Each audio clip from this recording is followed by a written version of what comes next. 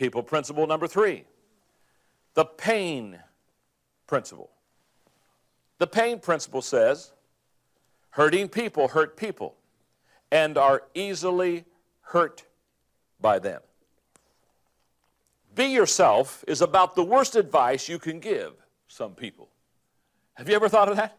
Oh, just be yourself. Oh, now that I see your behavior, second thought, don't be yourself.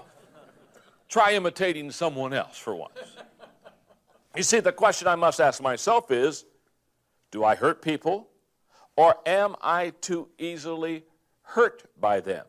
The pain principle says, hurting people hurt people and are easily hurt by people. To really understand the pain principle and have it help you dealing with others, you need to keep in mind these 4 truths. Number 1, there are many hurting people. It doesn't take a psychiatrist to see many people that are hurting today. Columnist Ann Landers asserted that, I love this, here's what Ann Landers says, 1 in 4 Americans is imbalanced. Then she added that we should look at our 3 closest friends, and if they seem to be okay, it means we're the one. The reality is that being normal is now the exception, not the norm. A philosopher one time compared the human race to porcupines huddled together on a bitter, cold winter night. The colder it gets outside, the more we huddle together for warmth, but the closer we get to one another, the more we hurt one another with our sharp quills. And in the lonely night of Earth's winter, eventually we begin to drift apart and wander out on our own and freeze to death in our loneliness. Second statement, those hurting people often hurt people. German poet Hermann Hesse wrote, if you hate a person, you hate something in him that is part of yourself. What isn't part of ourselves doesn't disturb us. Number 3, those hurting people are often hurt by people. The greatest illustration that I can give you of that is, I have a wonderful friend, Kevin Myers, and we were talking about this pain principle one day, and he said, John, and this is so true, he said, it's like a splinter in your finger. You know, if I have a splinter in this finger right here, and you come up to me and we shake hands, haven't seen each other, and you give me a good hearty handshake. If I have a splinter here, I have a tendency to pull back real fast. And you just shook my hand, all of a sudden I'm pulling away from you. You say, what's wrong? Well, what's wrong is I have an infected finger. And if I have an infected finger, anytime it's touched, I overreact. That's true with people. People that are infected on the inside overreact. And we're always amazed because we say something that perhaps we in no way even thought was going to be harmful or hurtful. And we say it and we watch them almost recoil from us. And we say, what did I say? Well, I want you to understand, it's not always what we say.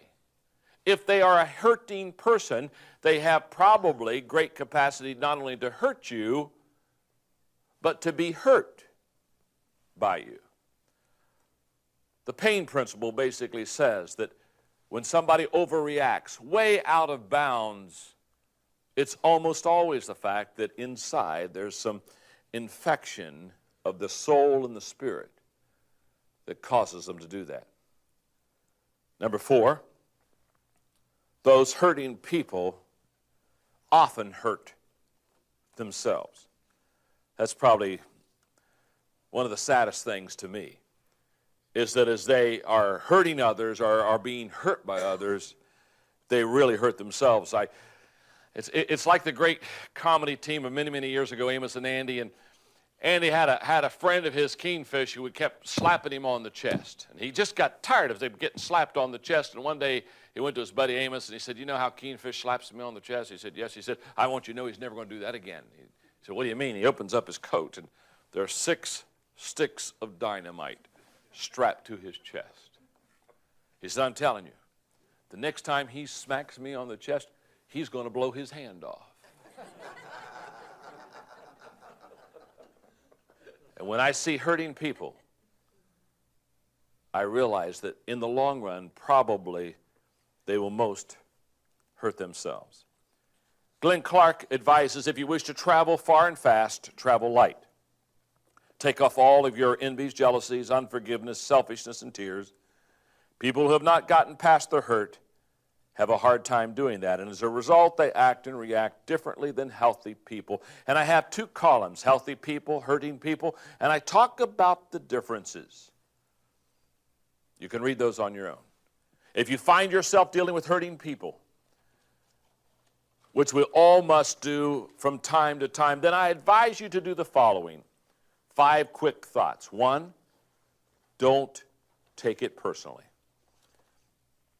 When I was a young man leading people, and when I would have a person hurt me, it would really bother me. And I had a wise older leader one time sit me down at dinner and say, tell me that principle that hurting people hurt people. And the moment that I understood that, I looked at people that hurt me totally different than I had before. I quit taking everything that they said personally. 2, look beyond the person for the problem.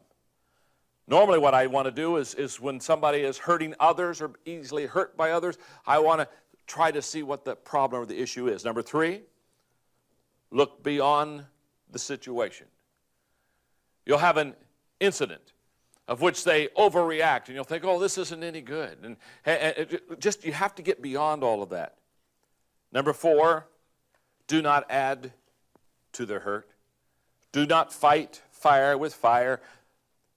Don't go to the same level that they're living on. And number 5, help them find help. And I close with this note. Wish I had 10 minutes to teach this, because this is a powerful thought in itself. But I just want to give it to you. In a relationship, the weaker person controls the relationship.